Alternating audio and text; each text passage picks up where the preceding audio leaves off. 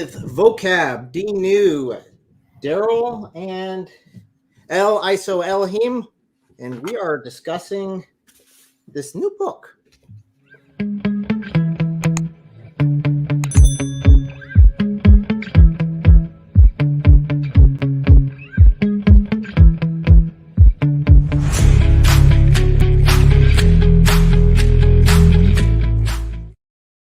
Okay, everyone, we are doing a giveaway during this video. Woo! We are looking at giving away up to 10 copies of this book.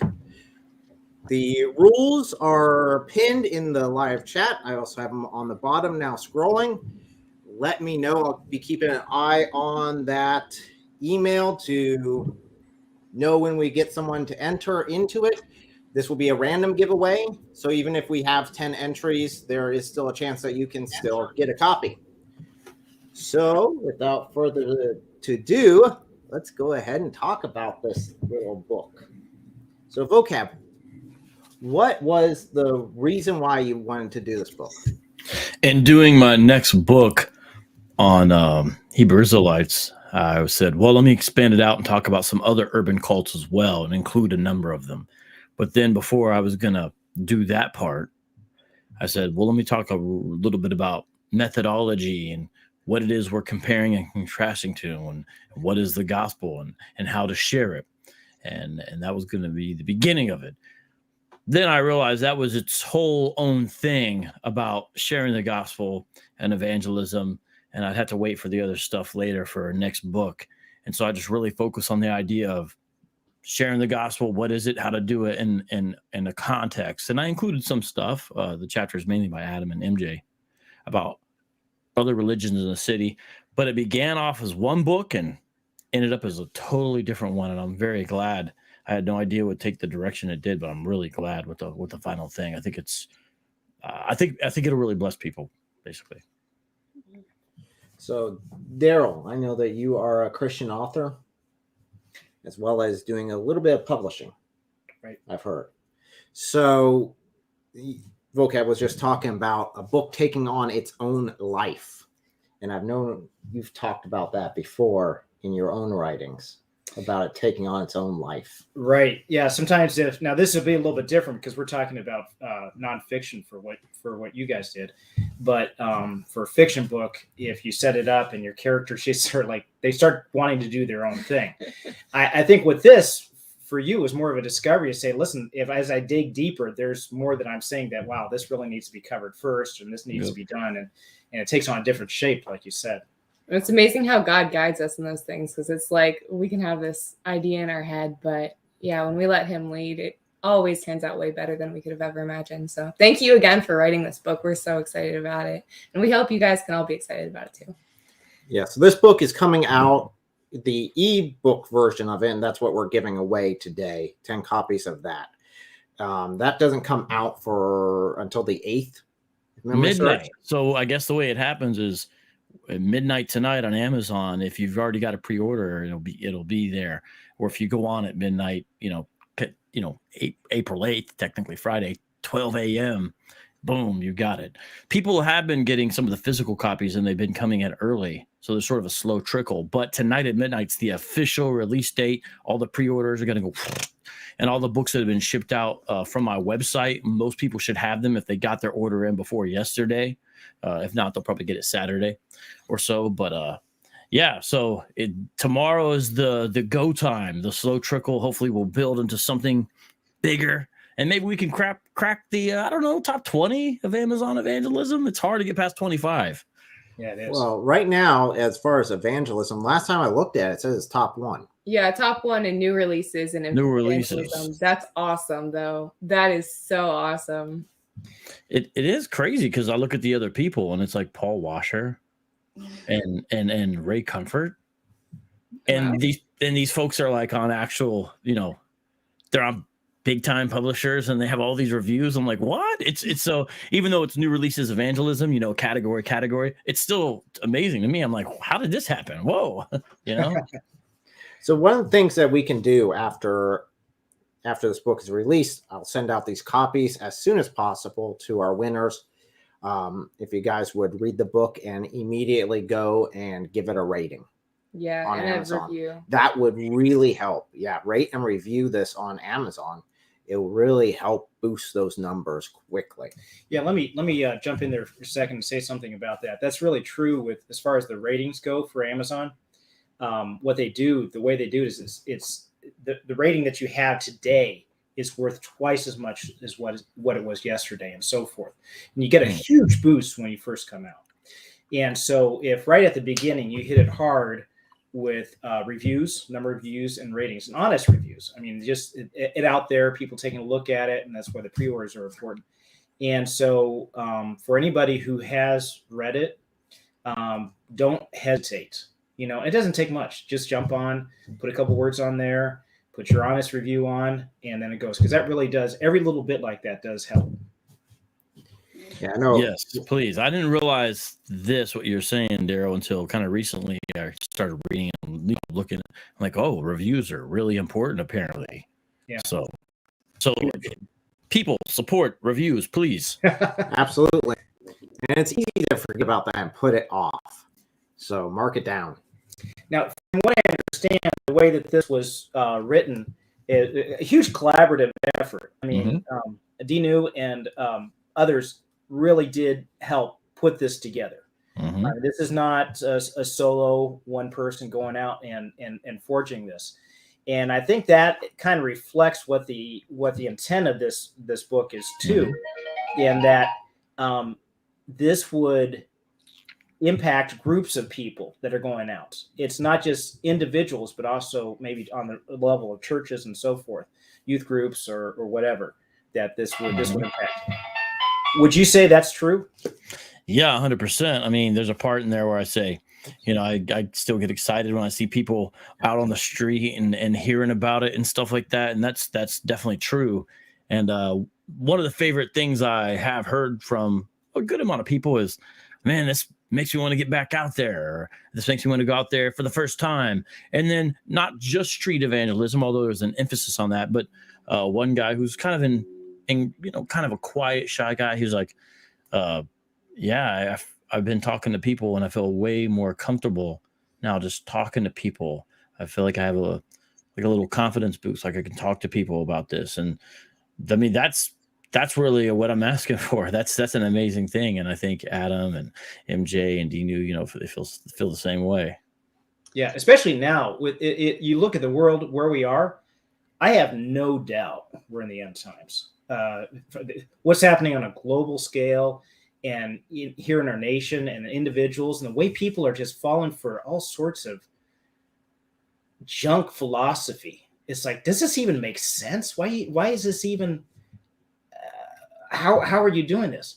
So we need to be vocal and not just sit back and let things happen. We have to be out there making it. Yeah. I mean, we, because of the Lord, not because of how great we are, you know, 1 Corinthians 1, not many know, but we do, by God's grace, know the truth. And the truth ultimately is a person, God. And we see this especially in Jesus. And the world is out there, sheep without a shepherd.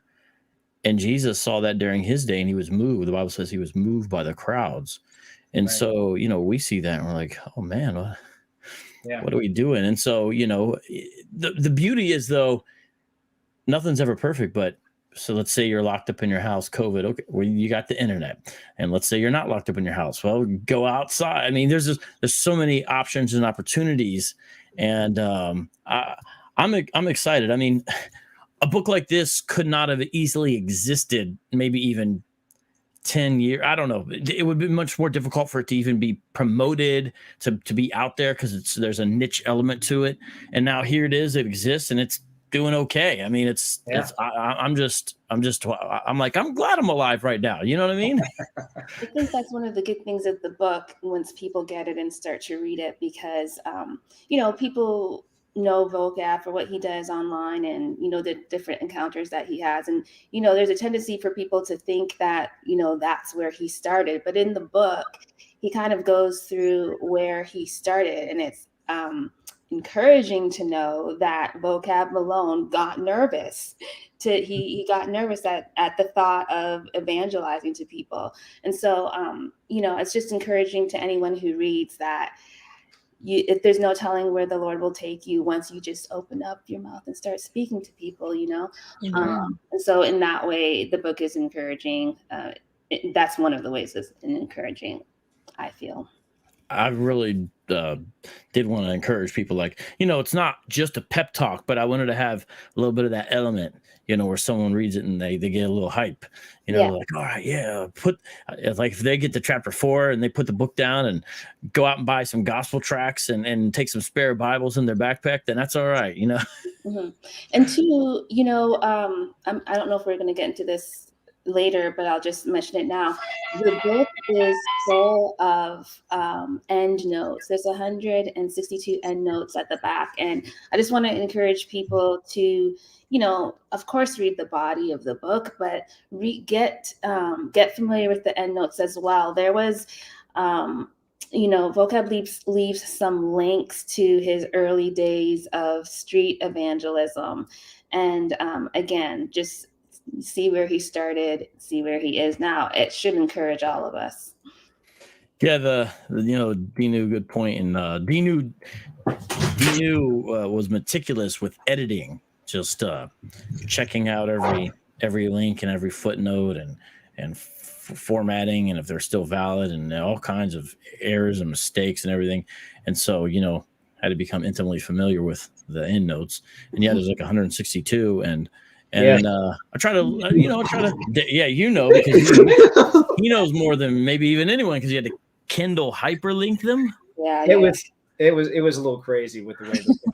Sorry. Yeah, it was good. Hey, listen, that just shows that there's a lot of research that went into it. This isn't something that's fly by night. I mean, if you're looking for tools to go out and do, that's one thing that would encourage you to reach out and step out and make yourself vulnerable to people when you talk to them about the gospel, is that if you have tools, if you understand where they're coming from a little bit, I mean, you're that much more equipped and that much more confident about your approach. Yeah, that's what I try to do. So I try to, make the book a pretty, I guess we might say, easy or flowing type of read. But the footnotes have a lot more stuff, all kinds of books and links and just all kinds of stuff to check out. And even at the end of every chapter, there's a further reading section, so people can get further resources. So I hope this book is, it might be the beginning for some people, and then other people, I think it'd be a great reminder. And so it's one step into a larger world. But yeah, in case you guys don't know, if you're watching, so Darrell, he did amazing work on the formatting of the book, sort of interior design, maybe you might call it.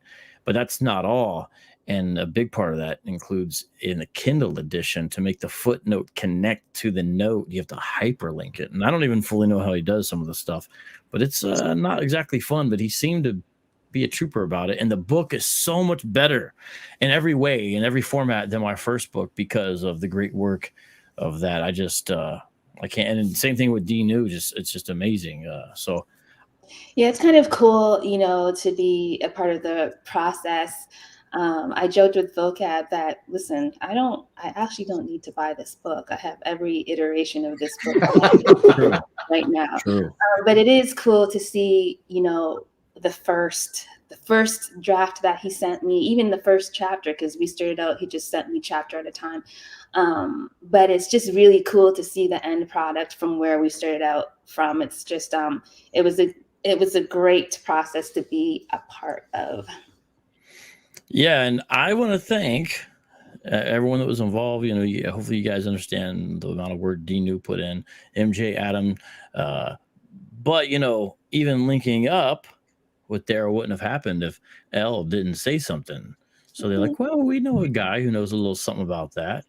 And man, boy, am I glad. It's made all the difference in the world. I don't know if he's glad. No. But, yeah, no, just more work, pile it on. No, it's good. It's good to be a part of this, that you feel like, I believe in what you guys are doing.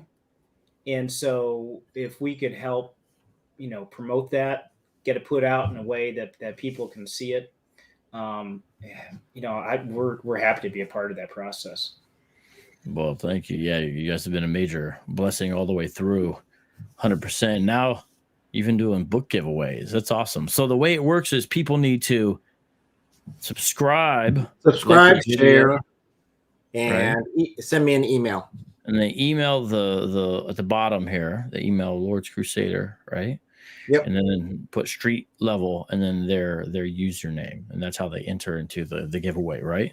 Yeah, because I need that information in order to send them the book. Can I enter the giveaway, please? I never win anything. Sure, go ahead. Okay. You practically have it memorized. Yeah, I won't disagree with that statement, actually. might be true. Yeah, but I think now, I think Dinu, you got the glossy covers, and now you want the matte covers because we've done different versions. This is the glossy cover, but most people will be getting the matte covers. Yeah, see, there's the difference. Glossy, matte. They both have their own different charm, I think. Yeah, I like the gloss. I like looking at it. But for like live streams and computer, the matte's better. There's no glare, And I think that one's, I feel like it's a little heavier. It feels like it weighs a little more. Which one? The glossy does. I don't know. I don't know. But anyways, They turned out nice. And the Kindle edition too, like I said, and that's really Darrell's effort. And even, so I work with another guy, Mike Williams. Some of you guys have seen him. He helped me with the formatting to meet Amazon specifications for the print. But at the end, we were having some struggles, and we got like 6 manuscripts rejected because we're trying to do a bleed, which so at the beginning of every chapter, there's a skyline and a quick BTS behind the scenes nugget. The skyline is the Columbus and Phoenix skylines. So it's a real city skyline, and the silhouette is on the smaller side. It's Columbus, where I'm from, and Phoenix, where I'm at. Fun. It's a city thing. So, but that bleed created all kinds of headache, and we got like 6. And so I was like, Darrell, it's getting close to time where we need to have this final manuscript in, or the book's not even in the store for real. And he sent one back, and then his first attempt at it got accepted. So he's kind of a lifesaver on both ends. So seriously, thank you, because we were getting frustrated. We were like, what are we doing wrong? But apparently you knew, which is awesome. And so people, check out Darrell's website and press Firesmith. I'm out of focus on it. There you go. That's his logo, FIRESMYTH. And mainly does Christian nonfiction, but I think in the process of doing his own books, he's learned a lot about how to do books, period. And I thank the Lord for that. Yeah, one thing that's opened up recently is doing autobiographies. People, basically, it's their testimonies. And it doesn't have to be long, necessarily very long, but we're starting to look at that, pulling those together, because that could be a great outreach. And a lot of people are saying, sometimes they'd like to be able to share their story about what the Lord's done with them. They need some help to be able to get that story out there. And so this is another way to do it. So you're saying you're going to start doing those? We have. Would like to open that up a little bit more. So if maybe we can put something in the abouts about this, but maybe my email or something to if people are willing to, or interested in doing that, we can talk to them about it. Good. That was going to be my follow-up question. If I'm interested in doing this, how do I get a hold of you? So what would be the best way? Go to my website, darrellnewton.com, and sign up, and then we'll get in contact. Okay, so that was darrellnewton.com. Very complicated. Yeah. Which is in the front of the book, right? Too. Just so everyone says right there, you can just see. There's like 70 million ways to spell Darrell, so it's Darrell, Newton. That is in the live chat. The link's in the live chat. Okay. There we go. Okay, fantastic. So if you guys do want to snag yourselves a free copy of this, we are giving away 10 copies. The rules are pinned in the live chat as well as in the description. So here's that fun. I do have a question for you, Vocab. What is your next book you're thinking about doing? You said this is basically like a launch pad for others. Yeah. So I did my first book, which at that time, well, it still is titled Barack Obama versus the Black Hebrew Israelites. And, I got it out there. I really didn't know what I was doing. I had some help, but a lot of us didn't know what we were doing, even the people helping. And so now after putting out this and seeing how much better you can do things and stuff like that, like I've learned a lot. I haven't learned everything, but I've learned a little bit. I want to revisit that book and make maybe what we might call second edition. New cover, though, new title, and expand it. And just make it a much better, complete, solid work. And that's the next thing I want to do before I move on to like a new. But I have about 5 or 6 ideas that I want to do. Not all of them, but a lot of them do relate to different aspects of studying Hebrew Israelism. One that's broader, for example, this is more down the road, Darrell, but just like Walter Martin back in the day, and people still have the book called Kingdom of the Cults. I want to do a book called Kingdom of the Urban Cults. Oh, wow. That'd be cool. Yeah. And so you'd have a chapter on the Hebrew Israelites, chapter on the Moors, chapter on the Nation of Islam, the nations of gods and earths, just go down the list, maybe the Nawabians, all these groups that are out there, and just. Do you see that as being a collaborative effort also, bringing other people in to be contributors? Ideally, yeah. So I like working with people. The only challenge I have with working with people is, like, I can be slow too, but when they're too slow and I don't want to wait on them anymore.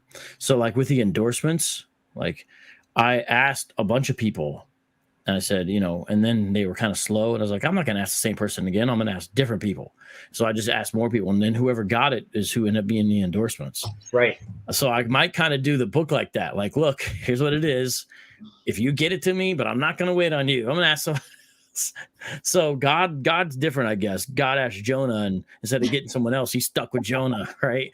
I'm not like God. I'm not as good. I'm gonna be like, you didn't get your chapter in, I'm getting somebody else. But yes, no, I do want to do a collaborative effort for that. I would like to maybe do 1 or 2 of the chapters, and then it's everybody else. I just think that could be such a cool book, So that's one, but that's down the road. I have another one that's actually I've already started on, so it probably would be the next book, unless something changes. After the revisiting of the Hebrew Israelite book, which is called The Gospel for the Block, kind of like, Doctrine for the Block, but called The Gospel for the Block. And just to sort of explaining justification, soteriology, hopefully in a way people can understand. And I think that would be important. I have a little bit of that in the street level apologetics book, but it'd be an expanded understanding, dealing with key passages, talking about imputation, things like that. But before that, I want to do this as an audiobook. Yes. That's the next challenge. Yeah, that's what I really want to do. That's what I'm working on. And the crazy thing is each format counts. So like this right now, it's number 1 in new releases paperback, but then it's number 7 in the digital format. So twice this book is in the top 10 in new releases in evangelism, which is like crazy to me. So a new format's like yet another way to kind of keep on pushing it. So I want to do my first audiobook with this one before I even do the revisiting of the Hebrew Israelite book. That's my thoughts. Excellent. Yep. Just a reminder to anyone that has just joined us, if you guys have already got a copy of this book, make sure you guys write a review. Please. I'm asking you, not Vocab, so it's not self-promotion. This is me wanting to see Vocab's book do great, and that it greatly impacts how Amazon picks and promotes books. It's by the reviews, the number of reviews, and how many people buy it. So it would also be of great help.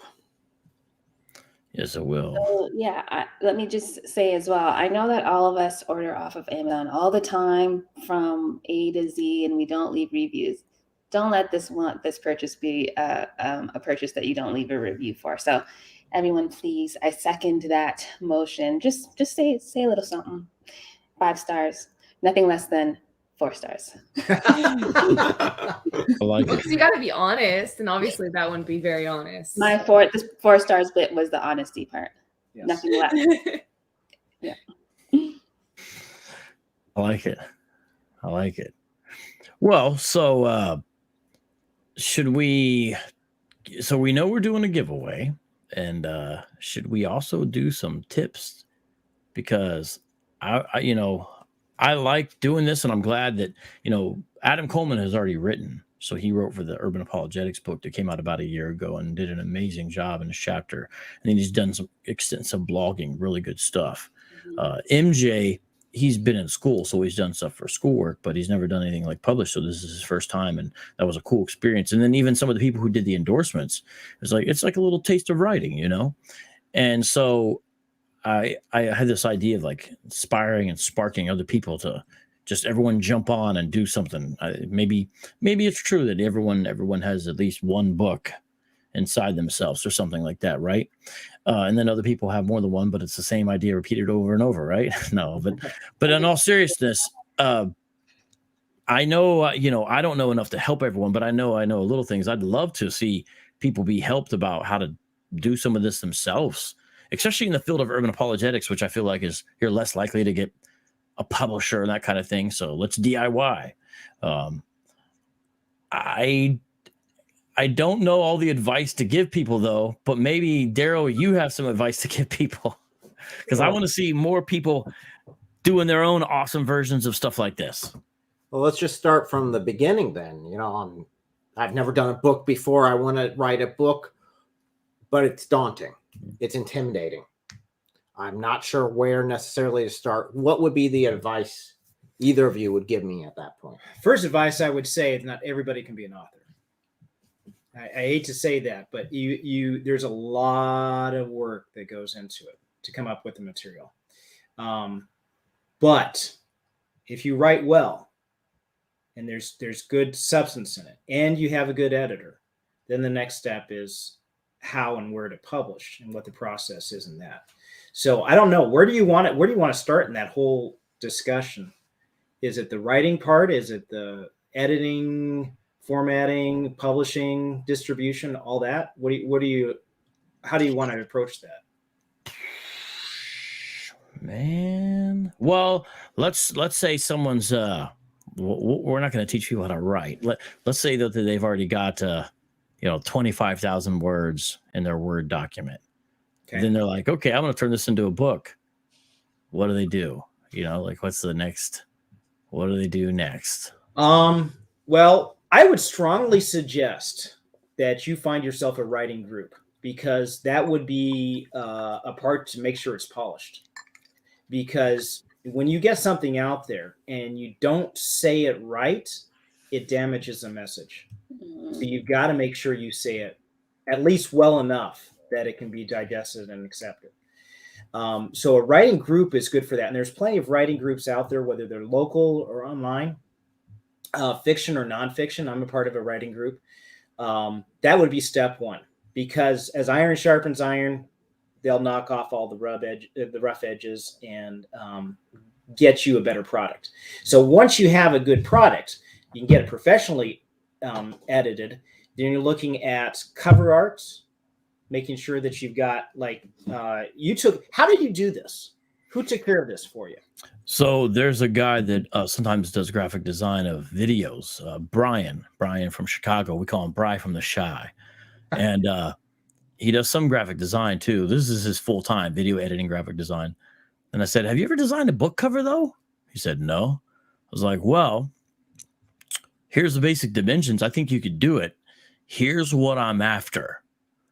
And he turned in something that was really close to what I wanted almost the first time. I was like, "Ooh, that's almost it." And I was like, "Okay, make it look more like a magazine, and do this and do that." And he just kind of tweaked it with little things, but he was already really close. And so I had somewhat of an idea of what I wanted, something different in certain colors and certain people and all that kind of stuff. And he could follow the basic instructions of with the templates and stuff to get the dimensions. And he was really good at executing it perfectly. So, man, Bri, he really killed it on that. Like exactly what I was shooting for.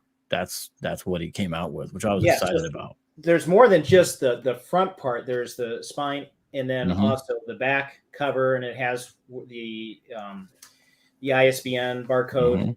and the rest of the layout. So there's some thought that goes into it. Writing the blurb on the back. There's thought and a lot of information online. You can find out about how to do that. Cover art. If you were to hire someone to do cover art, it can be anywhere between $25 to $800. Depending on if you're going to hire out. I would suggest, unless you're really good at it, you don't do it yourself, because there's a lot of thought that goes behind putting it together. I mean, even if you're good at Photoshop, you might want to find somebody who knows how to do it. And go to Fiverr. There's a lot of people there to do it. I've gone to Fiverr before to pick up cover artists for the short stories, not for the novels. But so that's one other part. So you've got your editing done, you've got your cover art done. And then there's a lot of other nuances that are in there, like an ISBN number, vocab. We went through that, right? Yeah. Yeah. And it's like, it looks like individual companies have these individual ISBNs, but if you want one that's universal, you got to pay like $800. No? Because Amazon wouldn't accept my BookPatch ISBN for whatever reason, even though BookPatch said it could, but they didn't. So I don't know what the deal is with that. And my friend said, well, yeah, I got to go to this one company. There's only one company and it might cost this much. So I don't know. All I know is I had to get a different one for Amazon and BookPatch. And I think there's another one. I forget what it is. There's another company. Now they each one gave us for free as part of their thing, an individual one, but that means the sales are being calculated in different places. So it's probably not the best way to do it, but I don't know. What's the better way to do it? How much do you have to pay? So the company that you go to is Bowker in the U.S. It's different in Canada and then Europe and other parts of the world. They have their own, but in the U.S. it's Bowker, BOWKER. Okay, they're the only ones to distribute it. Don't ask me why they have a monopoly on it. They do. So I think it's a lot lower than 800, though. I mean, you can buy a package of 10 and go with that, or you can buy singly. I think it was like maybe either $100 or less than $100. Oh. But the thing is, for each different media that you print it in, it has its own ISBN. So one for hardcover paperback, one for ebook, one for, I think audiobook would also have an ISBN as well. So okay, that's just part of it. So all these little pieces come together, and then when you do publish, you can go through Amazon, which is the 800-pound gorilla in the U.S. Go through them. They have their own process. It's outlined very well, I think, online that you can do that. But then there's other distributors as well. There's Apple, Kobo, Diesel, a whole bunch of other distributors that you can go through. And one way to hit them, you can hit them all individually or all at once through Draft to Digital. And so you just went through Amazon, correct? No, Draft. I use Draft to Digital. Draft to Digital also. Yeah. So here was what I thought. I think we talked about this a little bit. Yeah. With Amazon, it's so important with sales. It's just a fact. That's why it's a big deal if you get kicked off there. I saw numbers no lower than, say, 63 to 67%, and numbers as high as 82% about how much market share they have. You see a span, a variety, but it's some kind of a majority as far as sales. So Draft to Digital is like an aggregator. This is obviously, you're the one who told me about it, but I'm saying to the audience, where they like, okay, you give us your thing and we put it out to the other places, almost like a digital distributor. You can click Amazon as one of them, but then you don't have the same amount of individual control. And so my thought was, I want more individual control with my Amazon account and book and all that, with pre-orders and all the other stuff that I don't know if I have the same access to if I just let Draft to Digital do it. But I'll let them, and you check the little book mark, I'll let them do all the rest of them. And so that's why the book can be bought by stores in Italy. But these are all digital. I don't think any of them are physical, the ones I'm talking about now, except I don't know if Barnes & Noble, because it's on Barnes & Noble through Draft to Digital, maybe you can get it physically there. I wonder if they have their own print-on-demand service as well. I don't even know fully. But I used Draft to Digital, and the way they do it is that they take a percentage of each sale. And so they set up the Apple one, they set up the Barnes and Noble, they set up all those. And then I kept the Amazon and did that one myself. And then I did a couple other ones like Lulu, which is a smaller one, and something called Gumroad. And then something else. Plus, I even went old school, Darrell, went in physically to a couple brick and mortar stores in Phoenix and talked to them and got them on consignment. So it's available in like 3 different stores here in Phoenix. Now, they're only going to carry 1 or 2 copies at a time. So it's kind of like I'm saying, hey, it's at Zia at 19th and Camelback. Hey, it's at Quo Vadis over there in Tempe. But it's like 1 copy. So you better rush out if you want to do that. And it will be at Movement Bookstores, the place I'm doing the signing Saturday. But yeah, there's Drafted Digital. Then there's another one that instead of taking a percentage, they charge a monthly subscription rate to do the aggregation, but then it's done after that. So you have to say which one is, more. And then there's also Book Baby as well. So there's different ones. Drafted Digital seems to be pretty good. I like the way they did things. I could use them again, but I might also mess around and see what a different one's like, Right. Yeah, this is through experience too. You're learning so much through this process. Oh yeah. How much you really want to handle yourself versus let someone else handle so that you can focus on the things you want to do. Yeah, because otherwise you're uploading every website with all their dimensions and all this stuff. And because even just doing like the 3 or 4 different ones is like, this is why people do aggregators, because this is insane. You have to do all these individual ones. So it's like for independent publishing, it's like as close as you get to kind of sort of a distributor. Like, okay, I give it to you. You're the one who takes care of the details with these digital storefronts. Right. So I think it works out. And you mentioned that's what you call going wide, not just deep, because there's some people that would sign exclusive agreements with Amazon and then you can't sell it other places, but then you just focus on Amazon because they give you certain perks if you do exclusive with them. And I didn't do it that way. I didn't want to do it that way. So I went wider, but I still saw the importance of Amazon. That's why I wanted direct control, because you can do pre-orders on your Kindle, but unless there's something I don't know, as a self-published author, they would not let me set up pre-orders for the physical book. It was live when it was live. Oh, wow. They wouldn't let me set it up. They said pre-orders not available but I've seen other like published books that have pre-orders for the physical books, but they wouldn't let me do it. I don't know if that is strange. I'd have to look into that. Yeah, I don't know if that's a thing. Just if you're an independent publisher, you can't. I don't know how that works. But pre-orders were allowed on Kindle, but not on the physical book format. Right. So. Right. I wanted to quickly just because we're talking about this right now, I quickly just wanted to just list the distribution outlets that the book is available on right now. So it's available on Amazon, the physical and Kindle.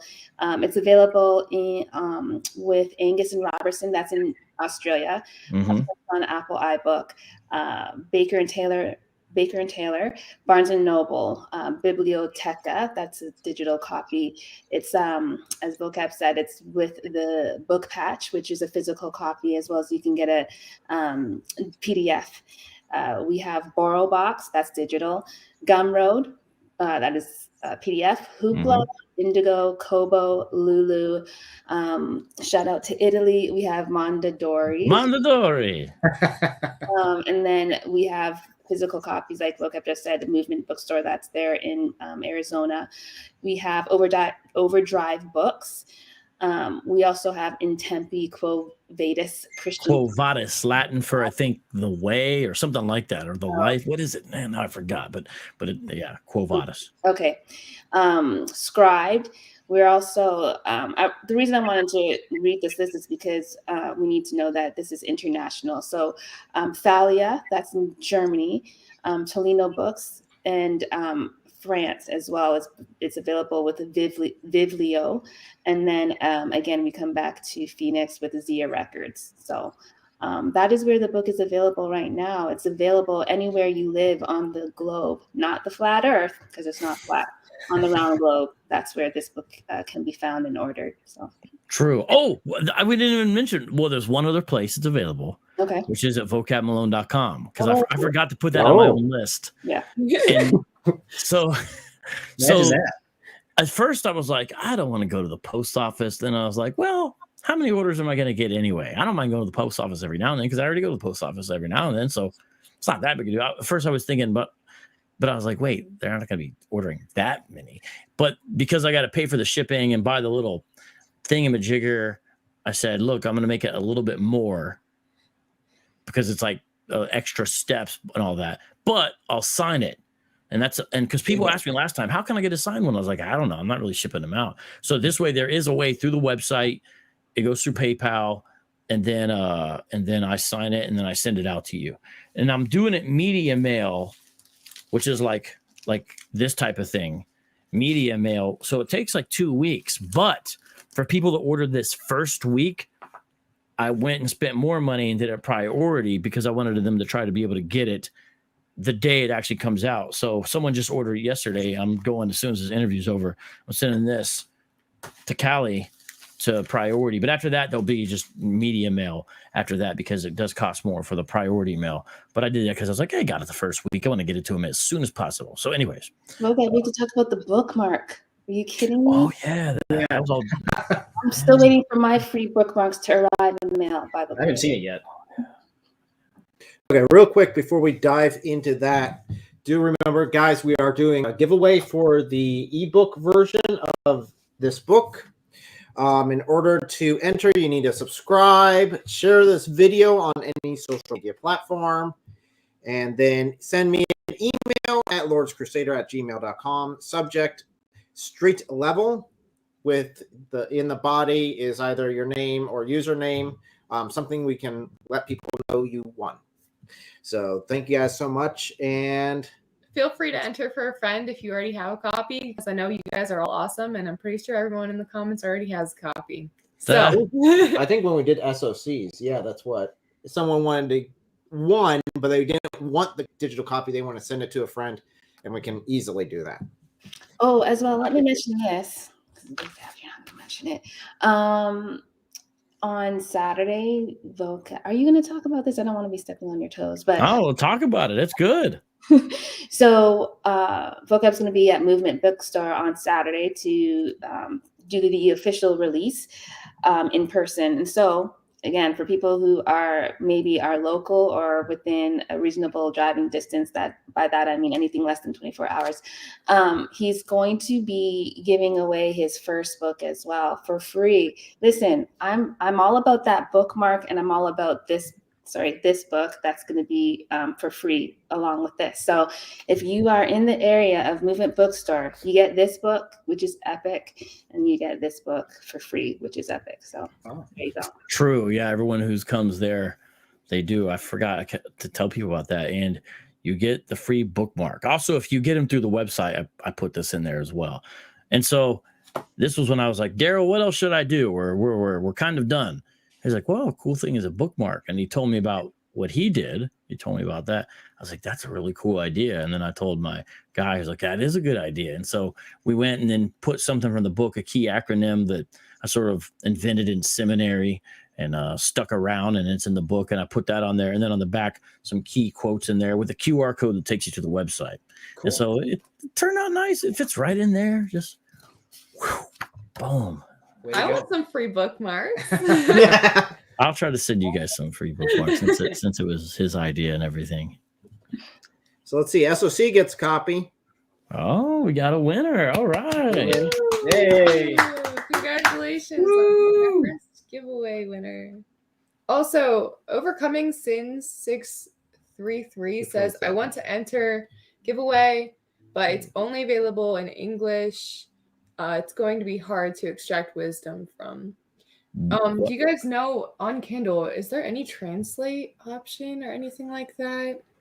Not that I know of. What language are you looking for, Overcoming Sins? They said I am Indonesian, but understand English a little bit. I mean, you could give it a shot if you want to. Oh, Indonesia. That's a highly Muslim area. Yeah. I think it's the most populous Muslim country in the world. Oh boy. Well, if you're willing to give it a shot, we'd be happy to send it to you. We could definitely send you a copy. If not, then...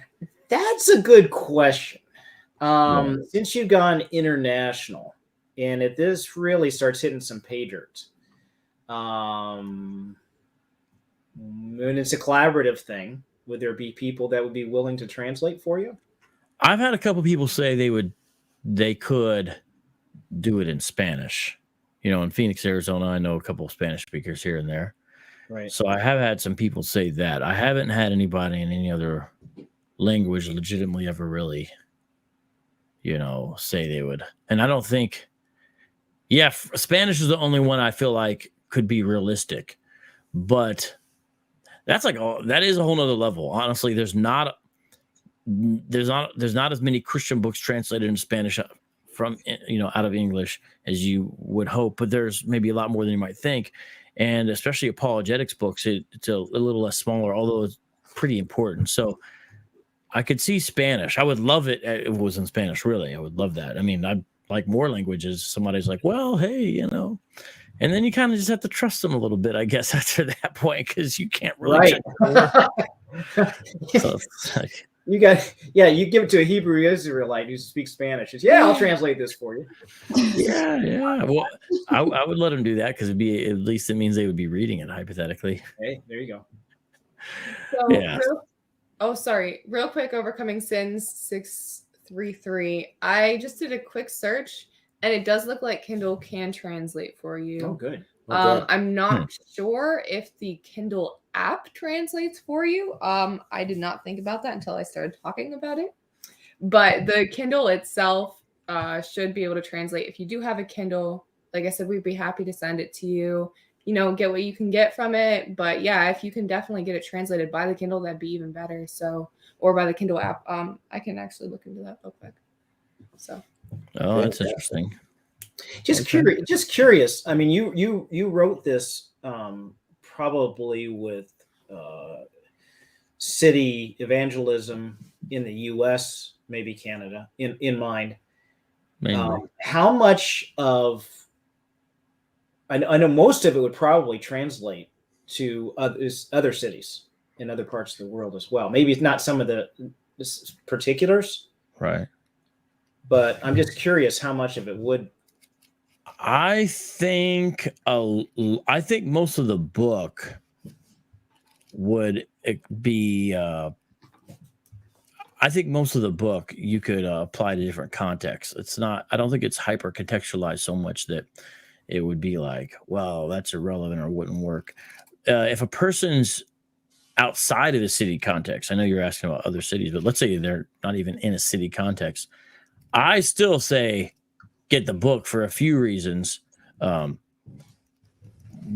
is that it has just basic evangelism techniques and basic apologetic information that is relevant no matter where.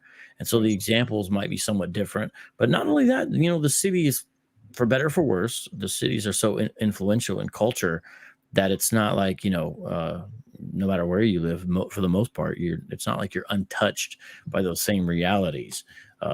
The things that might be the most eye-opening would probably be the chapters contributed by MJ and Adam, but I wouldn't say that makes them irrelevant. I would just say someone would be learning about something that they may not have everyday exposure to.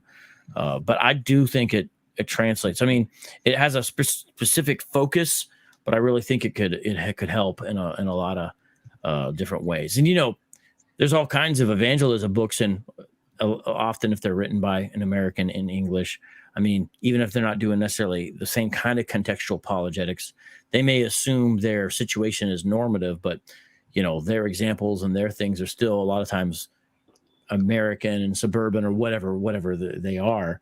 And I still think there's good stuff in there that translates, and I think this will too ultimately in most contexts. I think, and I think it'll make people excited. That's the thing. Again, I just keep on pushing. I hope the book's kind of like a Kindle.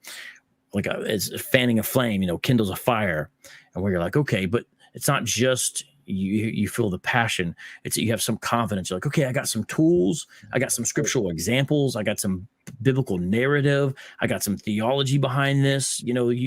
That's all in there, because there's a decent amount of exegesis in this book where I go over passages and I go over examples and I show illustrations from scripture. There's a decent amount of scripture. There's one section here that's 9 lessons on evangelism from the book of Acts. And that's all it is looking at that.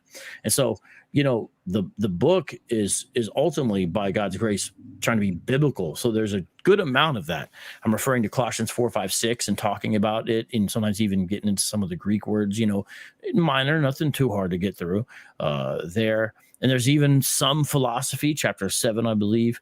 And I even say, hey, this chapter might be a little more difficult than the other chapters because most chapters are just real easy, I think. But chapter 7 goes a little, you know, kind of goes up here for a second.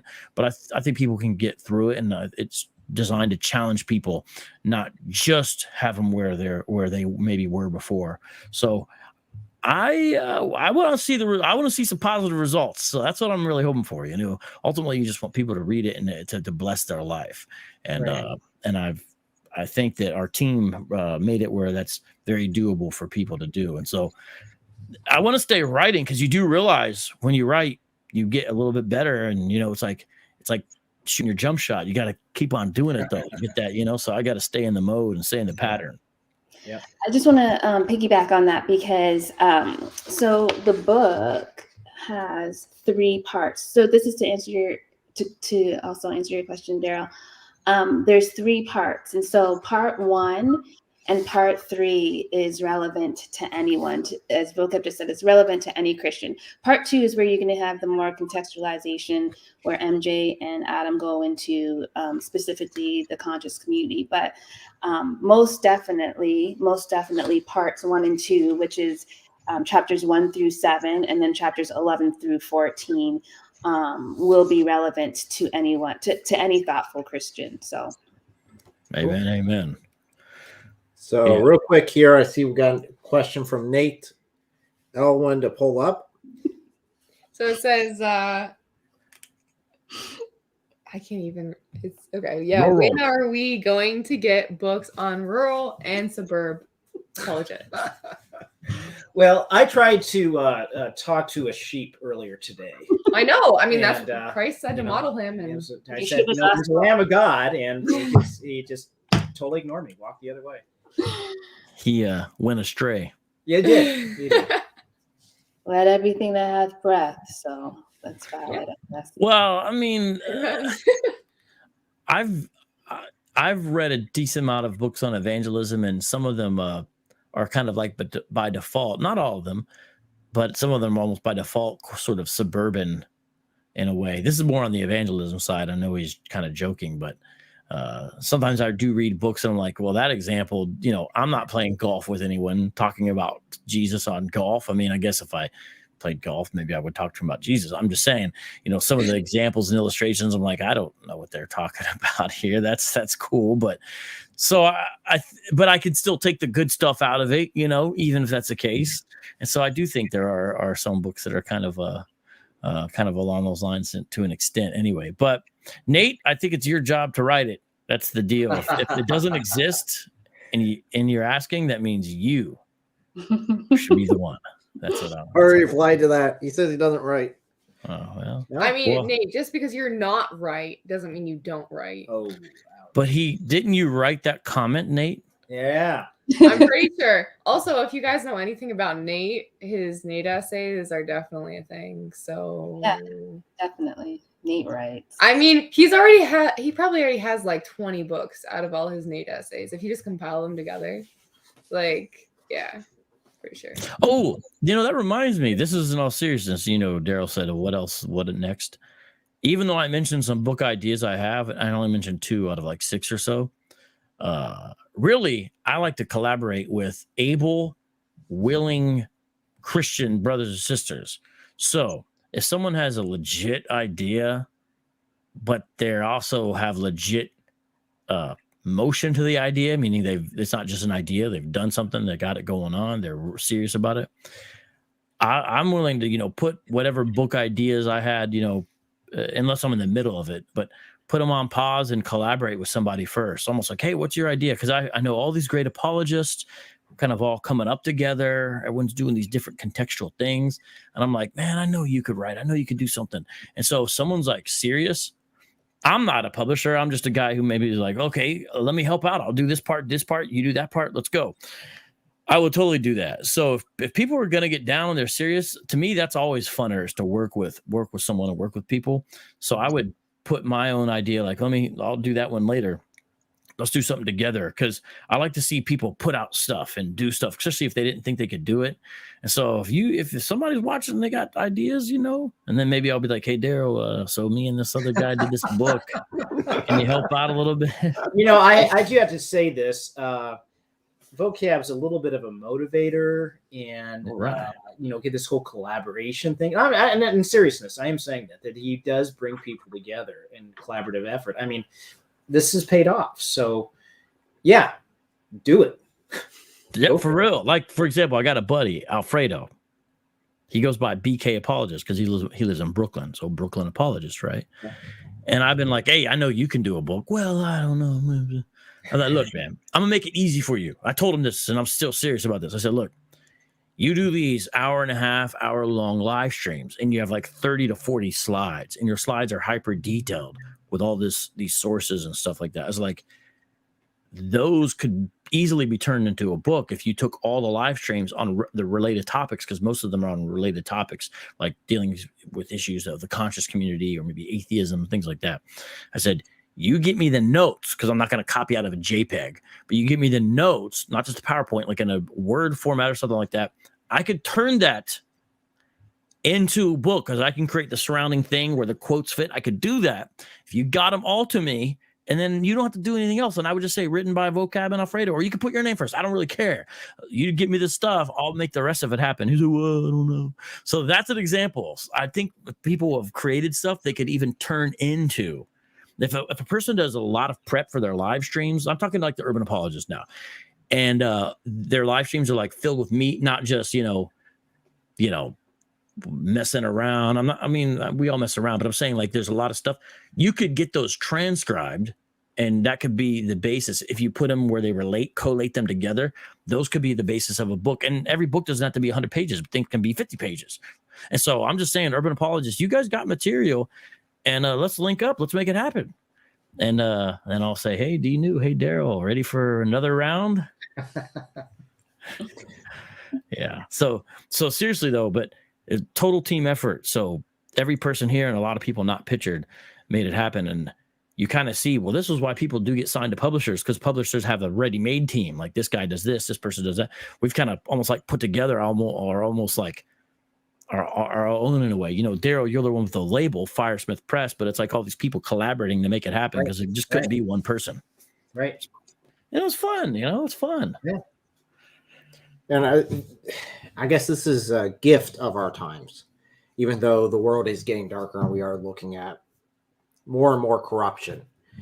We also get the opportunity to participate together easier than what you would have 20 years ago. Yeah, long distance. Easy long distance communication, be able to set up something like this, or video call on Zoom and get this book going. This stuff would have been unheard of. I mean, even getting this book and sending it around the world, even within seconds, would have been unheard of. Yeah. So we are blessed, and I'm excited. I mean, yeah, in fact, it's crazy. Amazon, for example, even has an option now where you can do a hardcover version. I've seen some authors, they'll get like one, they'll do like one just to have like almost like a collector's edition. And I was like, man, that might be cool to mess around. And like, I wonder how much what it takes to, like, you have a couple that are like special little hardcover one. Not that you would necessarily be selling tons of those, because they're obviously more expensive and all that. But Darrell, have you ever done that? Did you ever turn any of the books into a hardcover? Because you see that's an option now, even for self-publishers. Yeah, it is. It's newer to Amazon. You could, and you can do some creative things with that. Like collector's edition or whatever. Like you're talking about the bookmarks. You can do some other fun things with it as well. See, that could be cool. What could be a cool idea, for example? By God's grace, do the audiobook, and then when the audiobook comes out, along with it, also make the the hardcover, like a hardcover collector's edition. Like you could do two things at once. I'm saying I think that could be kind of cool. Yeah, little figurines. You know, here's vocab. Here's Black Hebrew Israelites, and there. Oh yeah, you could do that with Legos. Legos for that. Yeah, he already built a bunch of them. No. They're great. Hold on, I'll show you. Hold on. Already, While he's collecting I that, was totally joking. real no, quick, there's a current collection. There is. So SOC. see. I always do that. SOC. Wow, There you go. I kind of have to look over here because it's off screen, but okay. That takes a lot of time. Now I know what you've been doing with your spare time. Okay. How was that guy right there not a Hebrew Israelite? Yeah. If you're wondering who the white guy is in the front, that's Esau in chains. Yeah. Well, if you have any little hobbit-looking characters, that'd be me. So just throw that in there. And then show Rakah at the end there. Oh, right there with the because he likes to wear those wraps. Yeah, we got Rakah. That is funny. Oh yeah, and there's an elder. See the guy in the end? Yeah, that's a flat earther in the back there. Oh, is that right? I can tell. You can't see that well, but this guy is clearly a member of IUIC. He got the purple and the gold. All right. Yeah, so yeah, that'd be cool. Each one comes with a figurine. So yeah, Darrell, it's been done. You know, I'm behind the times now. You know, you've already blazed the trail there. SOC says we should do a limited edition urban apologetics set of I'm Lego with it. characters. I mean, There you stuff go. like this is why I got into ministry. This is why I went to seminary. The Legos behind This it all. This is the product of seminary right here, man. You heard it here. I find that hard to believe. I really do. Yes. The guys with the sticks out at camp. They hit people with a stick. Some of them. Yeah, there you go. Yeah. So, anyways, okay. This is where creativity is brewed, right here. Yeah. Play on it, by the way. They got those Lego books. I've seen those. Yeah, like the Brick Bible and stuff like that. Yeah, we that what you're definitely talking need to do one of those. That would be pretty good. I have an idea. Okay, so in a non-copyright way, I don't know. Are we even allowed to say Lego? Whatever. I don't know. So I could totally do a coloring book. So I've been wanting to do coloring books for a while because I already kind of like every time I do a drawing digitally, I still have the line art. But anyway, I could totally do a coloring book of all the apologetic empire people as Lego minifigures. Oh my gosh. And so you just color in everyone's Lego character. That would be hilarious.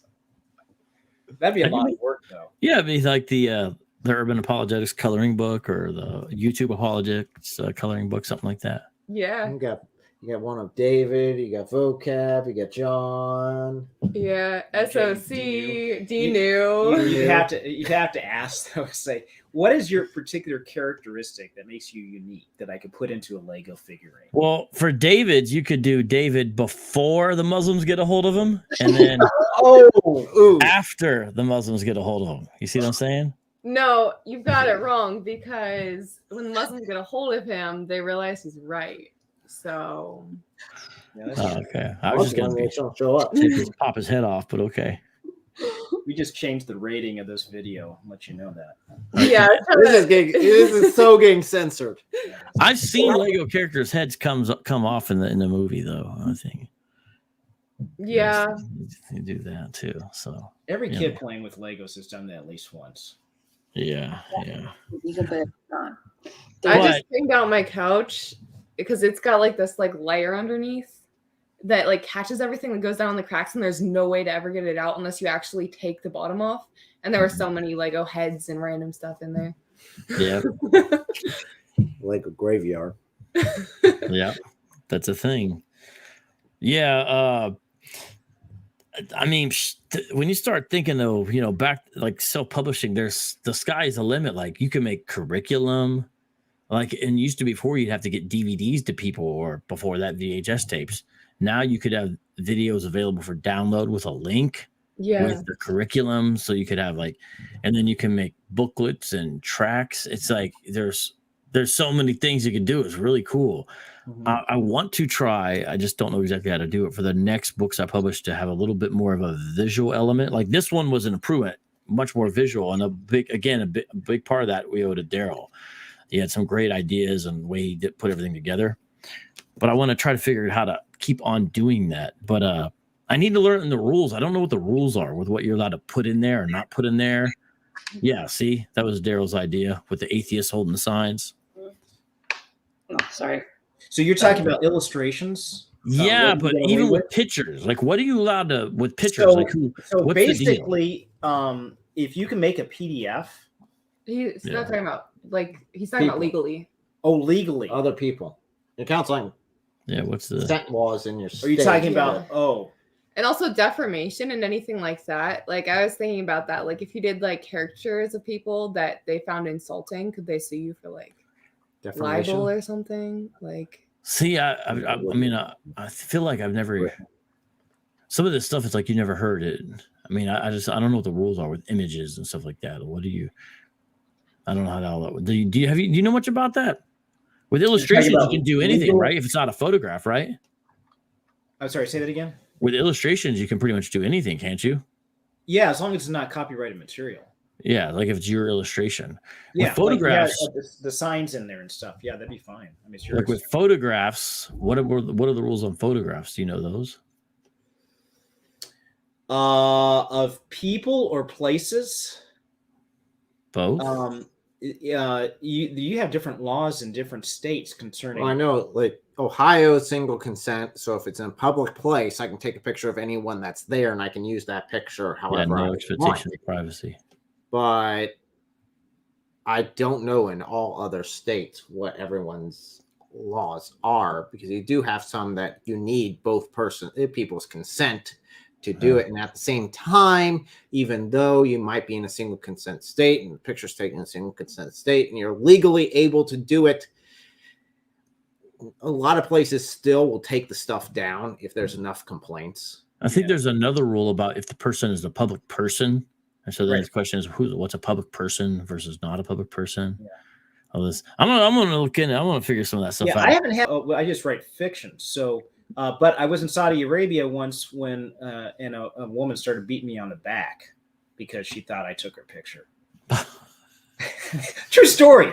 I had a camera slung around me and it was like facing me. I was looking the other way, and she was selling in Saudi Arabia. Little side story. Don't forgive me for this. That's all right. You don't.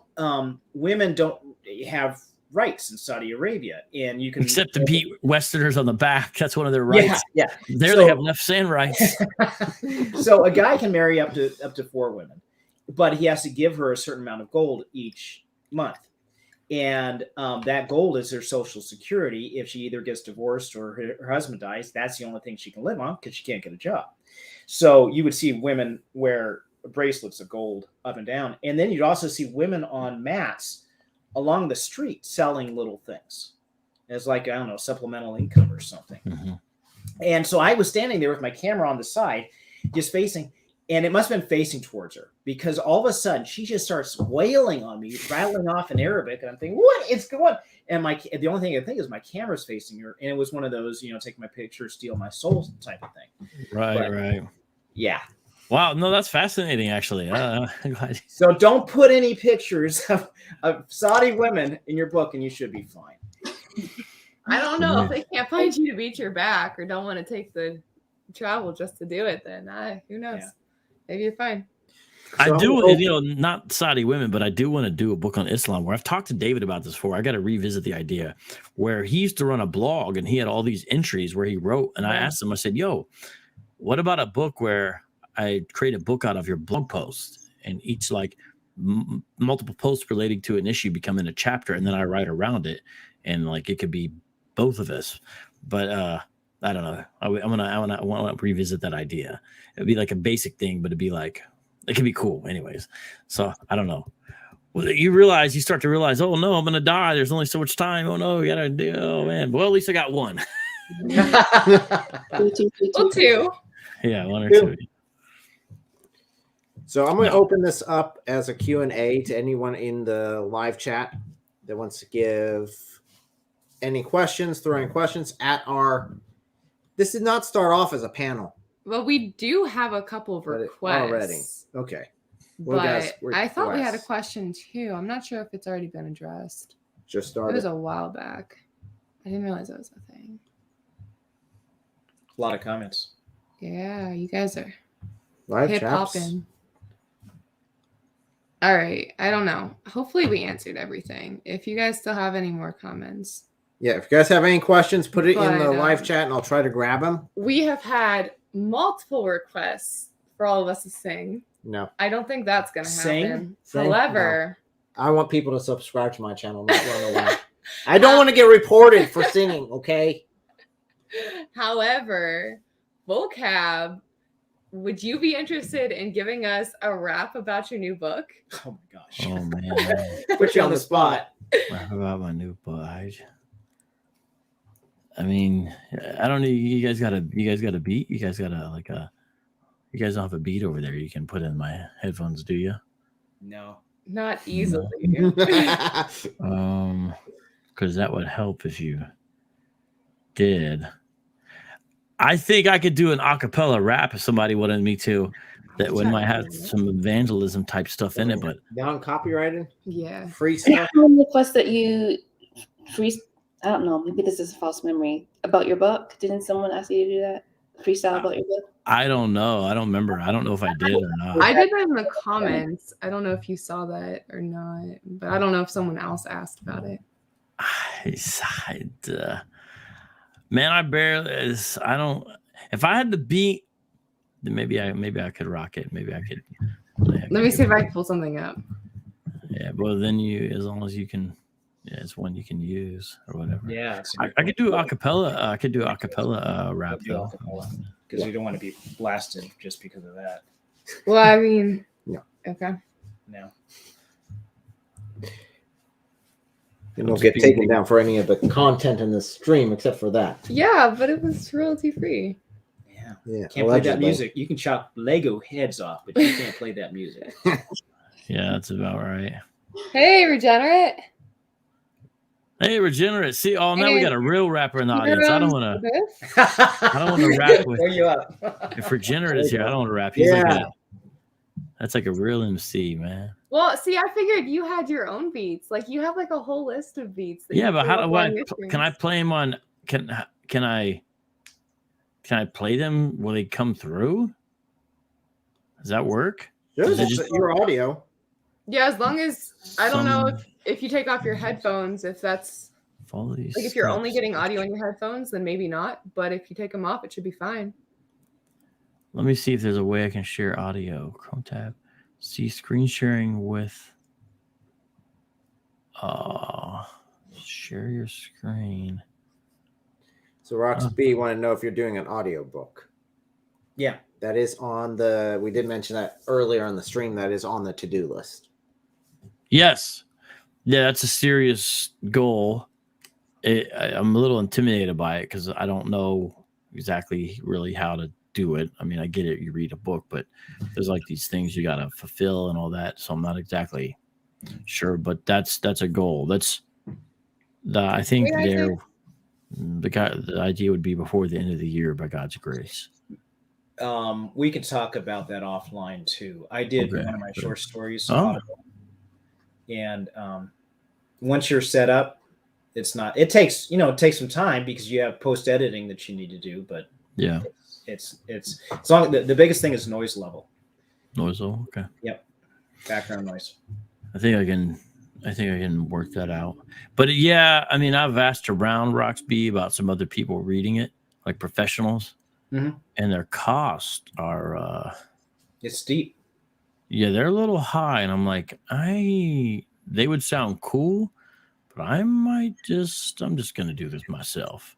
And then I'm like, oh man, I don't want to do that. And be sitting there with water and chapstick and reading for 3 days on end, but whatever. It's the hard life of a self-published author. It is. It's tough, man. Yeah, but no, that's the plan is I would do it, and I'll probably have to learn a little bit about how you're supposed to read a book, because everyone thinks they're so good, but we're not real professionals. I can't charge someone $3,000 like apparently these guys can. So, but I'd like to learn a little bit about it and then do it and see what happens. I think I got a decent enough setup that it would work. Now, how about your collaborators? Dinu, would you be able to chip in on that? Oh, the different voices for each part. Yeah. I mean, I would. I don't want to put you on the spot here, but I'm just No, If you say anything other than yes immediately, obviously you just don't care about vocab or his book at all. So not to put you on the spot. No pressure. No. No, vocab's obligated. I wasn't thinking about that. I don't know. Do people do that? Multiple voices on an audiobook like that? Is that a thing? You can. Okay, so there's two different levels. There's audio theater, where they'll actually have sound effects and whatever in the background as well, and different actors. But since this is a little bit different and being a collaborative, I'm just throwing it out there. I mean, it may work, it may not, but I would want to be an addition, not a subtraction to the project. So well, you already are an addition. No, we're trying to keep it that way. I don't know. I haven't even thought about it. That's interesting. Adam, I don't know if Adam could do it because I feel like there'd be too many kids in the background. Yeah, that's the thing. And you'd have to be a good studio for each person. Yeah, no, I'm just messing with Adam. But how many kids do you have? Well, I'll look into. How many kids does Adam have? I always say 5 and counting. Oh. He always says, don't say and counting, man. Man, 5 kids? That's a lot. Doesn't he know when to stop? I think that out there in Virginia, the public education system is different. I'm not sure what he learned and what he didn't learn. Well, he's had 7, so. Yeah, I have 7 kids, so I'm not going to complain. My sister had 12. Did she? Wait, I thought she said she had 13. No, 12. Wow. Okay. There's 14 people in their family when you include her and a husband. It's 14 people in the family, but they had 12. Literally 6 boys and 6 girls. It's crazy. Nice even split. Roxby says more babies. The world always needs more babies. That is so true. You know what? I used to get a lot of flack for it when I was younger. I mean, people would be like, the first baby, congratulations. Second one, oh, congratulations. Third, Fourth, yeah. 5, stop. Yeah. 6, 7, you're killing us all. Global warming is your fault. And now you look at it, and there are places in this world that are having negative population growth, and they don't have enough people to sustain their older population. Like in Japan, this is crazy. This is a real stat. I was looking at this. In Japan, sales of adult diapers are greater than sales of infant diapers. Wow. Yeah. And aging population. It's a problem. And so they have again, I'm not saying everybody, but my understanding is robots taking care of a lot of the older people. Yeah. Robot like that's. So I tell people, yeah, man, I think it's good when people have the kids. I used to think 12 was too much, but when I go to my sister's house and there's some of the kids aren't there, I'm like, gosh, where is everybody? Yeah. I was like, there's still 7 people there, 7 kids there, but I'm like, it doesn't feel complete. We're missing 5 people, man. Seriously, I'm like, are you gonna do any more? But anyways, Well, just a reminder to everyone, we are doing the book giveaway. The steps are you need to subscribe, share this video on social media platform of your choice, and send me an email. The subject, the email needs to be street level, and then in the body, we need to know your name. So yes, that's it. That's all I gotta do, and I'll send you a free copy of Vocab's book. Digitally nice. or Kindle app. Yes, very nice. Which Darrell worked many, many hours to make happen. Jeez. Let me crawl behind this thing. But it's a big difference because my first book on Hebrews Lights, it's available on Kindle too. It's a lot, but the formatting's not what it's supposed to be. So it's like, oh man, it's almost like a PDF just stuck in there. But this one, it's so cool. Everything comes up and hyper. It's just cool. It's a different experience, and it's cool. Even like if you have an Alexa and you have your Kindle or whatever, you can ask it to read to you. And since the book Street Level Apologetics has text to speech enabled, you can have the computer voice read to you. So there's no audiobook. I was listening to it. I was like, and for the most part, it sounded very coherent. Some books are harder to like listen to, like especially with the computer voice.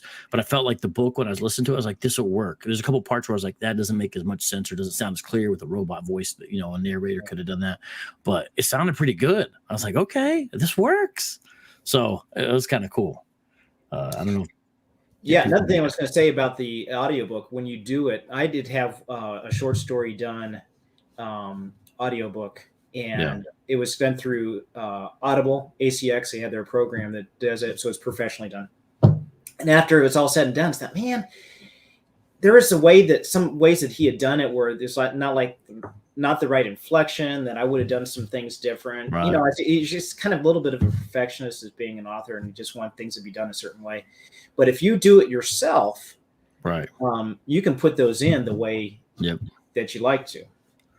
That's a real thing, because Adam Coleman, who contributed this book a year ago, he contributed to the book called Urban Apologetics, which is a really great book. And he got the audiobook. I listened to the audiobook too. But Adam, I thought there was only one place, but Adam was like, no, there's 3 places. I think it was 3 places, he said, where the author, because Adam's chapter was somewhat high-level philosophical at points, the narrator must have had some trouble, because there's like 3 places in Adam's argumentation where he left out the simple word not, but every time it was in the key part of his argument, and leaving it out literally changed everything of what he was saying in the argument, because it was like a conclusion to the matter. And I was like, I saw the one part, and I was like, oh no. So the narrator just left out that word, but it made a big difference. If you're listening to it, you're like, wait, what? That it would be saying the opposite of what Adam was writing. So Yeah. like, oh man, that's not good. Yeah. Was he able to get that fixed? No, because Adam contributed the chapter, and the narrator did a good job. The book sounds good, but there's those parts where he messed up. So it's stuck that way. If you hear the audible, there's 3 times where it sounds like Adam's making an argument he's not making. Wow, that's big. So reading it yourself, hypothetically, that wouldn't happen. Hopefully not. Although I did catch one mistake still in the book after everything. It's a small mistake. I'll tell you what it is. Okay, this is if anyone watches this, you're hearing, behind the scenes, the one mistake. And I believe it's in one of Adam's or MJ's chapters, but it's something that I wrote. And so, but I think that's where it is. I got to go back and see where it is right now. But it's where it mentions about the Christ myth theory. It says something Christ myth thesis, which is the idea that Jesus never existed, that some conscious community people hold to. And then in parentheses, I put, which will be dealt with in a later chapter in this book, because the original version of this book has 3 chapters on the Christ myth theory. Remember, this was a different book, and then it became so the original version, it was dealt with later on. But then when I took apart the book to make basically 3 parts, 3 books, and this became one of the 3 books out of what was initially there, which the book used to be called Do Your Own Research, or Do Your Research, or whatever, because it was kind of a different book. I never caught it until the end that I said that'll be dealt with in a later chapter. The Christ myth theory is not dealt with in a later chapter. So I figure people should read it and go, huh. And so now just change the word, instead of later chapter, a later book. Be dealt with in a later book. So anyways, that's the one thing. It's not the end of the world, but I caught that just the other day. I was like, oh no. Whatever. Hey, D New, we have a question for you. So there you go. Role did you play in bringing this? It was both of a handful to deal with. So my role in this book was that I was the editor for the book. So, initially we were looking at going with a publishing company, and after doing some research, we went the other way and decided to do the independent publishing. And so I became the editor of the book, And I think that we can safely say that there's probably about, I don't know, maybe 30 copies of this book on my computer right now. I'm just looking over at the side. Yeah, 30 to, let me say 30 to 35. And so, just like any great works, they're a process, right? You go from start to finish, and and then like Vocab was saying before, with the different additions from MJ and Adam, like, you just want the whole book to flow, right? Vocab had this idea right at the start, and then the book kind of not totally morphs, but it develops, right? And so you just want to make sure that the developments that comes later flows together. And so that kind of was my role, editing and just making sure as a reader, because I like to read, just making sure that as a reader that I would enjoy the book, that it would be good, that it would be easy to follow, easy to put down, and easy to come back to, and then was Vocab? No, Vocab wasn't a handful to deal with. We did this. I think we did this in like a week, just over a week, right? So he started to send The bulk of it, yeah. Yeah, so we were just That's incredible. chapters, and I was like just attacking it, and so the bulk of it was done in a week, and then outside of that week, there was tweaks here and there, but we were just going hard, so he was not a handful to deal with. Because I think at the beginning of the week, so I had the essence written, but then it was like kept on the process, and there was changes along the way. But the essence was written. So just so everyone knows, the book was not written in a week. Yeah.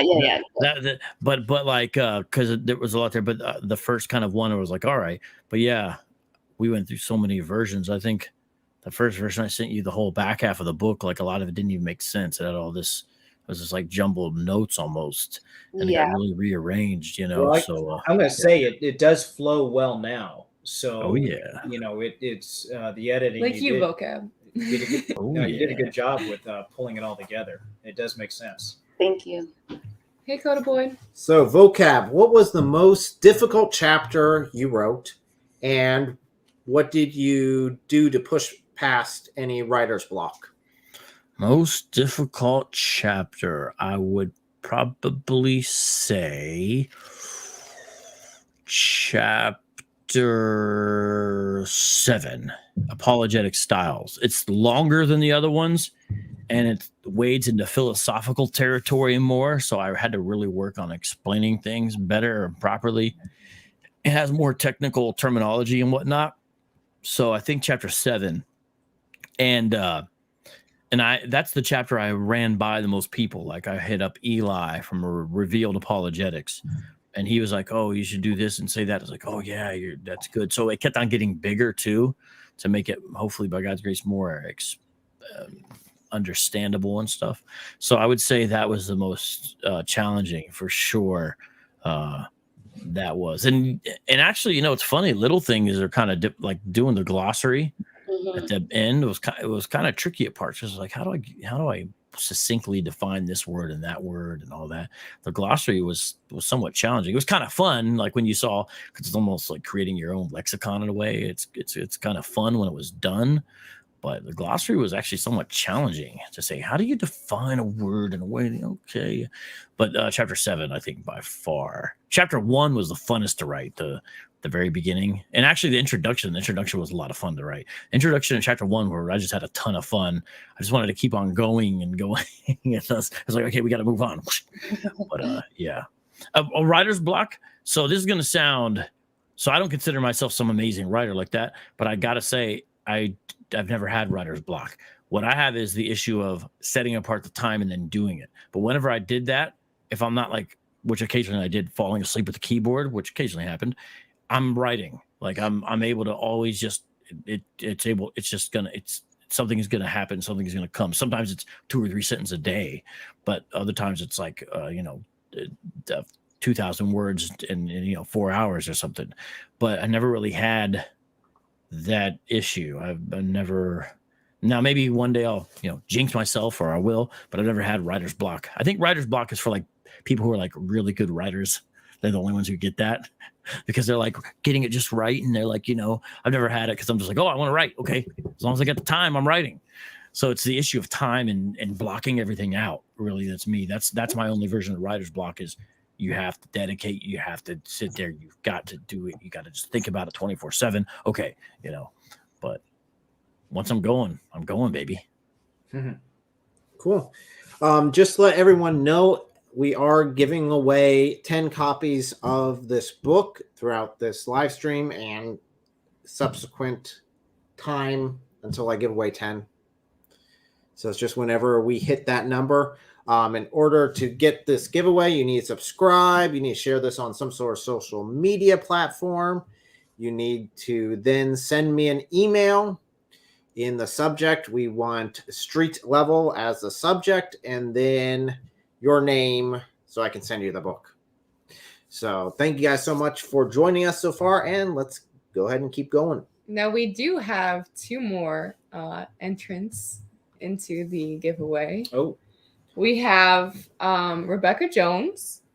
yay. Which is in the comments. Thank you so much for entering, and congratulations. And then also we have ELLE, so ELOHIM. Now I'm not counting you. Why not?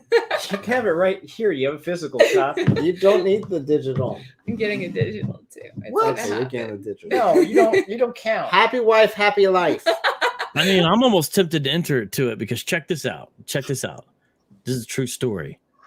Before I realized how the pre-orders work, I put the book up on Kindle, but then it was like already published, but I was trying to do it as a pre-order. So the book was available for a temporary time for like 20 minutes on Amazon Kindle. So I bought it real quick because I wanted to see how it would be. I wanted to be like, what's it like to like, is everything working? But then I unlisted it and redid the whole thing so I could make sure I set it up for the pre-order. My point is, I have the one that you gave me before you took out those final errors. So my Kindle version that I have is the one that says street level apologetics copy. Right. That's the one I have. So I'm almost tempted to do it because I don't have the real Kindle version myself. That's a collector's item now. You know that, right? Yeah, it is. It's one of a kind. It was in the store Yeah. for just a few minutes. I didn't tell anybody. And then, See, we have a signed copy too. So Oh, yeah, you do. Yeah, very fancy signed copy. It's fantastic. You do. Speaking of signed copies, that kind of thing, if this in store goes okay at a movement this Saturday, I'm thinking of, I was talking to Quo Vadis, maybe do a second one there. Yes, that book. So I want to retitle that just simply Who Are the Hebrew Israelites, and then put a new cover with it and then thicken it up. And that's the plan with that. But first, audiobook. So, but then, Vocab, where's that going to be again? Just for anyone that wasn't here the entire time. You talking about the signing this Saturday? Yeah. It is at Movement Bookstore. It's spelled without the vowels though. So MVMNT, all capitals. Christian bookstore. It's in Gilbert, Arizona on Cooper Road. And it's one of the, there's not a lot of Christian bookstores left. So it's kind of cool. And we're going to be right there in the front. And we're going to be on video and all that. And the idea is come up, talk about the book, buy a copy, get it signed, just come out and support. If I had some kind of budget, I would be like, hey, let's have food in the parking lot and do this. It won't be all that this time. Maybe we'll have some music or something we can throw on. But I'm still excited about it being out there. I mean, when I was doing Christian hip hop, I would show up someplace and I never knew how many people were going to come to this little show. So, I did some with 2 or 3 people and I would just do my best to go all out and still have fun with the 2 or 3 people. And then I'd show up to one. I'm like, I didn't know there's going to be 250 people here. What is this? So, it's kind of like that. Yeah. But we'll see. We'll see what happens. And then I want to drive around and get it in consignment in some more places. So I'm going to try to find some more places like, hey, you want to take this book? That is one thing that I didn't mention earlier when we were talking about the whole self-publishing process. Probably one of the biggest things is the marketing side, how to handle that, because just getting it out there isn't enough. I mean, You need to, what the whole idea with marketing, at first you might almost look at it and saying, well, I don't want it to be all about me. Well, it's not about you. It's about getting this into the hands of the people that need and want it.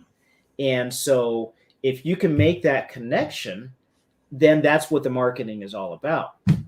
Yeah, so they've got to know about it, basically. Right. And what are the methods to be able to do that? Even if you are traditionally published now, by the way, traditional publishers really don't offer authors a whole lot. They give them a cover art. They give them editing services. There is some promotional stuff that's done, but then they look back on you. I know traditionally published authors. They look back at you to say, well, it's your job to get the marketing done. And most of that's done through social media, but they look at the author and say, okay, what are you going to do about it now? And it's the same thing that a self-published author has to do too. So, I mean, that's a really big part of the whole process. Now, you said that the traditional publisher gives you the cover art. Do you have any say in that? A lot of the times, no. Yeah, I've heard about that. Sometimes I heard you don't have total control over your title. Yeah. Because I've interviewed authors. I'm like, well, tell me about that. Like, well, that's what they made me pick, and I couldn't control it. It's part of the contract. And so it's like authors who don't like their own title of their own book. Yeah.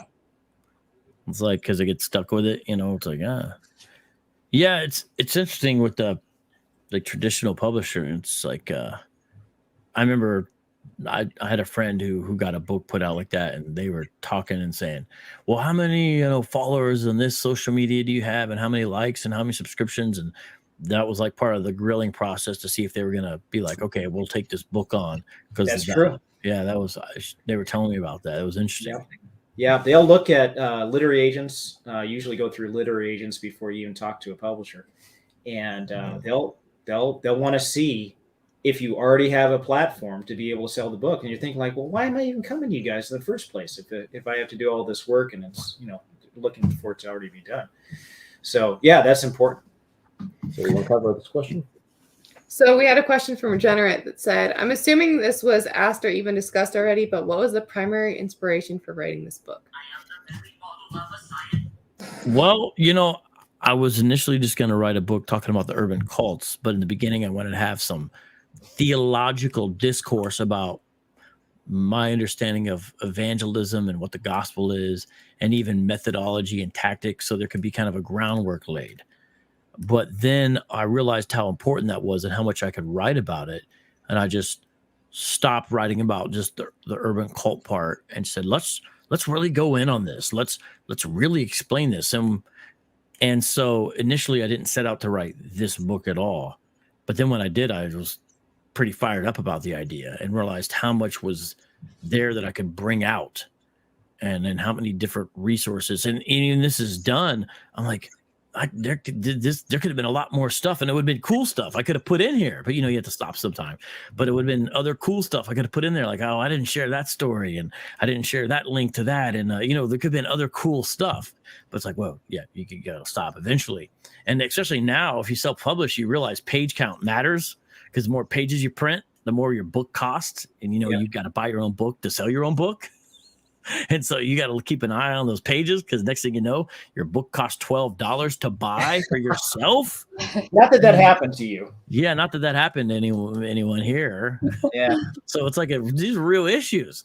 But the inspiration was just, it was going to be the prelude to a book really about more urban apologetics, because I felt like we need to get some methodological and theological things out of the way in the sense of, this is discussed first. This is the foundational, because not just jumping into here's this group is wrong or this or that.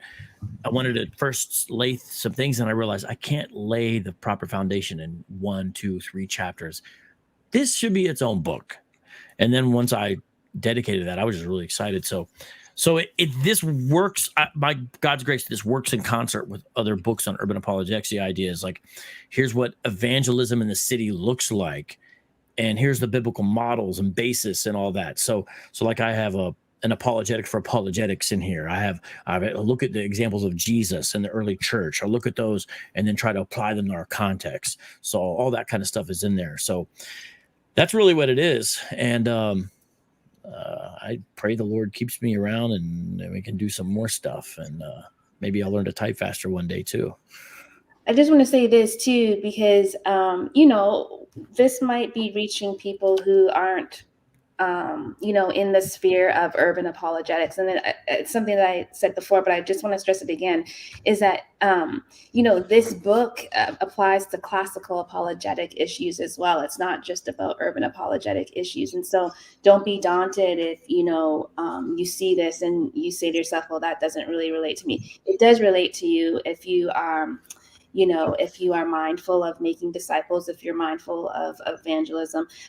Again, this is evangelism proper, not just urban apologetic / evangelism. So I just want to, you know, encourage people to pick this up. This is what I've been saying about this book every time I talk about it. But if you have a passion for evangelism, and if you don't have a passion, but you want one, this is the book that will help you with that. And, you know, just to get to where you want to be. By God's grace, yeah, that's exactly. 100%. And everyone did an amazing job.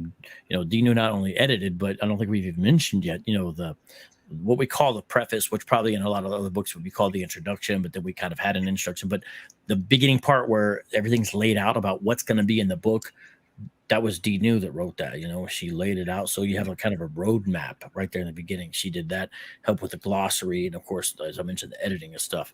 So very, very valuable. And then MJ and Adam, you know, they did really good on their chapters. There's 3 chapters in the middle and a couple little spots here and there. They did a really good job. And then Darrell made it look so nice and professional. Yep, that's her part. And even the little thing of the preface that a pastor friend of mine from Inglewood, which is south side of Chicago, not Dr. Dre's Inglewood, but Inglewood, which is a kind of an infamous or famous neighborhood in the south side of Chicago. He did a really good job just in a couple spaces, I thought, with what he wrote. And so I just, every time I saw, and even the endorsements, I love reading the endorsements. I was like, these are fun endorsements, you know. I had a couple atheists write endorsements. I did that on purpose. So a couple atheist friends of mine and a lot of YouTube apologists. In fact, it gave me an idea when I revisit the Hebrew Israelite book. You know what I want to do? I want all the endorsements, because I didn't have any endorsements the first time around. I want to get a bunch of endorsements. All the endorsements be ex-Hebrew Israelites. Wow. That's what I'm going to do for the next book. Oh, yeah. That'd be good. Powerful. Oh, yeah. Yeah. Hey, just a quick mention about, you know, the question earlier about, well, what about suburban or rural apologetics? I was kind of making light of it a little bit, but, you know, we're in a basically, we got Amish neighbors. I mean, we are very, very rural where we are. But I've worked, and I'm not working there now, but I've worked in Cleveland.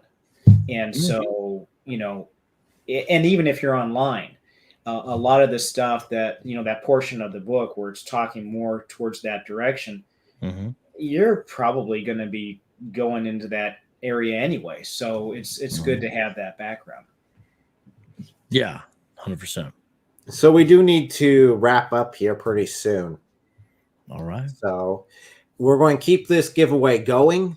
If you guys are watching this after the giveaway, still send your email, still go through it, because we'll still be handing these out. Up to 10 copies, unless I can talk my wife into doing more, which I don't know. She's smiling. I'm open. She's smiling at me. That's normally not a good sign. It's not a good sign if I smile at you. So we're happy to help however we can, Vocab. And obviously all of you guys, we want to help you guys. We want to help get this book into your hands, onto your phones, onto your Kindles, wherever, so that you guys can be encouraged and edified and go and share the gospel and defend the truth of Christ to the world. Because yeah, the world is against Christ and against those who are for Christ, but Lord willing, we can be his hands and his feet and at least deliver the message of Christ and let God do the rest. So yeah, don't forget when you get your free copy to leave a review. Yes, absolutely. Even though you're getting free copy from me, leave your reviews. That way, and if you bought one, leave a review. There's no excuse. Leave a review. Can't hammer that in enough. Okay. Well, we're going to go ahead and wrap up with prayer. I'll lead us out in it. Thank you guys for all being here. Thank you. And you guys, I think you're the first and only ones who have done giveaways. So very unique. Plus, it was unique to have this sort of some of the information about self-publishing in there. So this is really unique. I think this will help people. That is our prayer. Yeah. Lord of heaven and earth, thank you for the opportunity to get together with other fellow believers to even share the light of, and the opportunity we all have to play a part in your plan. I ask for your hand to be upon this book as it is going out. I thank you for Vocab's dedication, for his willingness to work on this and spend the long hours, and for everyone that had played even the smallest part in creating this book and reaching it out. Please bless them and keep them. I pray that this book does well, that it wakes up those who are sleeping, who are just going through and passively dealing with eternity, that this wakes them up and gives them a realization that the people around them who are lost, who are starving for you, need to be reached. In the name of Jesus Christ, I pray. Amen. Amen.